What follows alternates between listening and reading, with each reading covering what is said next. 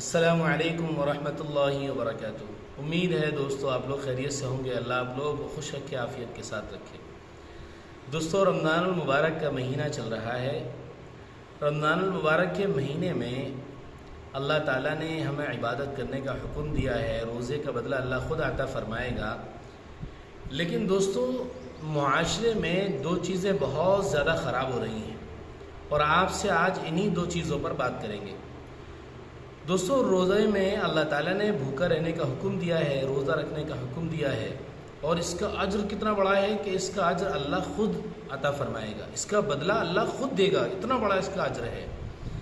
لیکن ہوتا یہ ہے کہ ہم لوگ سحری جب کرتے ہیں تو سحری کرنے میں یہ سوچتے ہیں کہ سب کچھ کھا لیں، کوئی چیز باقی نہیں رہنی چاہیے، ہر چیز کو کھانے کی کوشش کرتے ہیں۔ اور عام طور سے ہوتا یہ ہے کہ ہم سحری اتنی کر لیتے ہیں کہ شام تک پریشان ہو جاتے ہیں، پیٹ میں درد کی شکایت ہو جاتی ہے، ابکائیاں آنے لگتی ہیں، کھٹی کھٹی ڈکاریں آنے لگتی ہیں، گیس کی تکلیف کا شکار ہو جاتے ہیں، بیماری بڑھ جاتی ہے۔ تو آپ لوگوں نے جو یہ بات سنی ہوگی کہ رمضانوں میں وزن کم ہو جاتا ہے، لیکن ہم لوگوں کا جو کھانے پینے کا جو نظام ہے اس سے بڑھ جاتا ہے بجائے کم ہونے کے، کیونکہ ہم تو اچھی نعمتیں کھاتے ہیں، اللہ تعالیٰ اچھی نعمتیں کھلاتا ہے، لیکن ہم لوگ کھاتے مقدار سے زیادہ کھا لیتے ہیں، اوور لوڈ کھا لیتے ہیں۔ اب سحری میں بہت سارا انتظام ہوگا، ساری چیزیں کھائی جائیں گی، اور یہ سوچتے ہیں کہ ہم اتنا کھا لیں کہ پورے دن بھوک نہ لگے۔ دوستو پیٹ کا یہ نظام نہیں ہے، ہمارا جو معدہ اور جو مشین ہے اس کا نظام یہ نہیں ہے۔ اس کا نظام یہ ہے کہ آپ جتنا بھوکے رہو گے اتنا ہی زیادہ آپ کو اجر ملے گا، اور شدت لگنا، اللہ کو یاد کرنا، اللہ کا خیال دل میں پیدا ہونا، یہ اسی وقت تو آئے گا جب آپ زیادہ کھا لو گے تو زیادہ سو کر وقت گزارو گے، تو رمضان کا مہینہ سو کر گزر جائے گا۔ اور حال یہ ہوتا ہے کہ لوگ اتنا سو لیتے ہیں، اتنا آرام کر لیتے ہیں کہ نمازیں بھی قضا ہو جاتی ہیں، نماز چھوٹ جاتی ہے۔ تو یہ کیوں ہوا کہ ہم نے سحری اوور لوڈ کر لی؟ یہ سوچ کے بعض لوگوں کا حال یہ ہے کہ وہ پانی کی باٹل پوری، جو عام طور سے جو باٹل آتی ہے 20 روپے بسلری کی، اس کو پاس رکھ کے بیٹھتے ہیں اور یہ سوچتے ہیں اس کو پورا ختم کر لینا ہے، یعنی شام تک پیاس لگنی نہیں چاہیے۔ حالانکہ ایسا نہیں ہوتا۔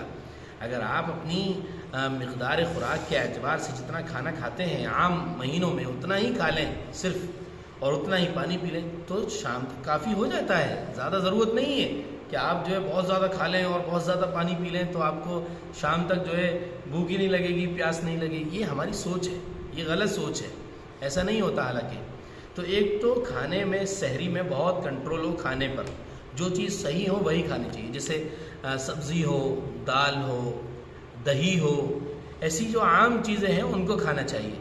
اور بہت لوگ تلی ہوئی چیزیں کھا لیتے ہیں سحری میں بھی، انہیں بھی نہیں چھوڑتے، رات کا کھانا سحری کا بچ گیا وہ بھی کھا لیتے ہیں۔ تو سحری میں بہت سوکھا اچھا آئٹم لینے چاہیے، دہی، دودھ، سیوئیں اور سبزی، دال وغیرہ یہ لینے چاہیے۔ اچھا، اب جب سحری ہو گئی، شام میں جب افطار کا وقت آتا ہے تو افطار خریدنے میں اور اس کا انتظام کرنے میں سارا وقت ضائع کر دیتے ہیں۔ حالانکہ تو افطار کا وقت تو دعائیں کی قبولیت کا وقت ہوتا ہے کہ بھئی عصر کی نماز پڑھنے کے بعد مختصر طور پر جو ہے سامان افطاری کا خرید لیا جائے، لیکن ہوتا یہ کہ لوگ جو ہے افطار کے وقت تک افطاری خریدتے رہتے ہیں۔ تو ایسا نہیں ہونا چاہیے، ہمیں افطاری کرنی ہے تو کچھ مخصوص آئٹم خرید لیں اور اس کا انتظام کر لیں اپنے گھر پر، لیکن یہ نہ ہو کہ عصر سے مغرب کا پورا وقت افطار میں خرچ کر دیا، یہ بھی نہیں ہونا چاہیے۔ اور بعض لوگ یہ کرتے ہیں کہ جو ہماری گھر کی مستورات مائیں بہنیں ہوتی ہیں ان کو پورے افطار کی ترتیب پر لگا دیتے ہیں، یعنی افطاری کی تیاری میں لگا دیتے ہیں۔ اب وہ بیچاری نہ دعائیں مانگ پاتی ہیں، نہ قرآن پڑھ پاتی ہیں، اور نہ ذکر کر پاتی ہیں، کوئی کام نہیں کر پاتی، سارا وقت افطاری میں گزر جاتا ہے۔ تو دوستو عصر کے بعد کا وقت، افطار کا وقت بہت قبولیت کا وقت ہوتا ہے، اللہ سے مانگنے کا وقت ہوتا ہے۔ ایک شخص صبح سے لے کر شام تک روزے میں رہا، روزے کی حالت میں رہا، روزہ رکھا، اس نے بھوکا رہا اللہ کے حکم سے، اور پھر شام کے وقت جب اجرت کا وقت آتا ہے تو پھر وہ جو ہے اپنی افطاری کھانے پینے میں وقت گزار دیتے ہیں، جب اللہ سے مانگنے کا وقت آیا تو بھول جاتے ہیں۔ اس لیے دوستو افطار کا وقت قبولیت کا وقت ہوتا ہے، ہم اپنے دل کا دکھڑا، اپنا دل کا درد، اپنی پریشانی، تکلیف اللہ کے سامنے رکھیں، اللہ سے بیان کریں۔ ہم جیسے ایک چھوٹا بچہ اپنی ماں سے اپنی پریشانی بیان کرتا ہے، ایک چھوٹا بچہ اپنی ضرورت کی چیزوں کو اپنی ماں سے بیان کرتا ہے، ایسے اللہ کے سامنے ایک ایک چیز مانگیں، روئیں، اور اس نیت سے مانگیں کہ مجھے اللہ سے اس رمضان میں اپنے سارے کام کرا لینے ہیں۔ لیکن ہمارا حال تو یہ ہے کہ ہم تو افطاری کے وقت میں کھانے پینے میں لگے رہتے ہیں، یہ بھی کھایا جائے گا، وہ بھی کھایا جائے گا، یہ بھی چیز لائی جائے گی، وہ بھی چیز لائی جائے گی، تو مختصر افطاری ہو اور اتنا کھا لیتے ہیں کہ پھر جو ہے کھانے کی ضرورت نہیں پڑتی۔ اور بعض لوگ وہ ہیں کہ پیٹ میں کھانے کی جگہ نہیں ہے، لیکن وہ افطاری کے بعد کھانا ضرور کھائیں گے، بھائی مرغہ مسلم بنا ہوا ہے، اچھے اچھے پکوان بنے ہوئے ہیں، تو وہ بھی کھائے جائیں۔ تو یاد رکھیے آپ یہ طریقہ سمجھ لیجئے اور اس کو یاد کر لیجئے کہ زیادہ کھانے سے پیٹ خراب نہیں ہوتا، اوور لوڈ کھانے سے، بار بار کھانے سے پیٹ خراب ہوتا ہے۔ آپ ایک بار میں جتنا چاہیں کھا لیں پیٹ خراب نہیں ہوگا، لیکن اگر آپ بار بار کھاؤ گے تو اس سے پیٹ خراب ہو جائے گا۔ تو اسی لیے ہے افطاری کو بہت کم رکھنا چاہیے۔ بعض لوگوں کا تو اچھا نظام یہ ہے کہ افطاری میں ہی کھانا کھا لیتے ہیں، اب افطاری بھی کر رہے ہیں، پھر اس کے بعد نماز پڑھ کے لوٹ کر آئیں گے تو فریج تلاش کریں گے اور اپنی جگہیں جہاں افطاری کی وہ تلاش کریں گے، ارے وہ بھی رہ گیا تھا، ابھی پکوڑی بھی رہ گئی، ابھی دہی بڑا بھی رہ گیا، ابھی شکنجی بھی رہ گئی، ابھی بہت ساری چیزیں رہ گئیں، تو ان کو کھائیں گے۔ پھر اس کے بعد تراویح پڑھنے جائیں گے تو سوتے سوتے تراویح پڑھیں گے۔ تو کھانے پینے کی وجہ سے عبادت کا سارا نظام خراب ہو جاتا ہے، اور بعض لوگ تو عشاء کے بعد بھی کھانا کھاتے ہیں اور پھر صبح سحری میں بھی کھا لیتے ہیں، تو وزن کہاں سے کم ہوگا؟